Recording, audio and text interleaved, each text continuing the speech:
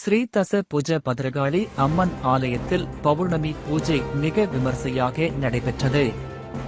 ராணிப்பேட்டை மாவட்டம் அரக்கோணம் ஸ்ரீ அங்காள பரமேஸ்வரி ஆலயம் அருகே உள்ள ஸ்ரீ தச புஜ பத்ரகாளி அம்மன் ஆலயத்தில் சந்த் மகாசபா மாநில தலைவர் சுவாமி ஸ்ரீராம் சித்ரகுப்த ஜி மகாராஜ் நல்லாசியுடன் பௌர்ணமி பூஜை மிக விமர்சையாக நடைபெற்றது.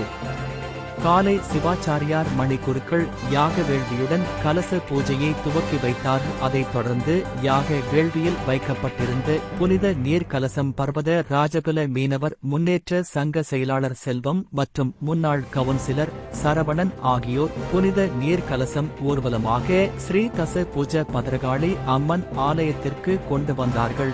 அதை பெற்றுக் கொண்ட ஆலய தர்மகர்த்தா சந்த் மகாசபா செயலாளர் பூசாரி மணி கலசத்தில் இருந்து புனித நீரால் அம்மனுக்கு அபிஷேகம் செய்தனர்.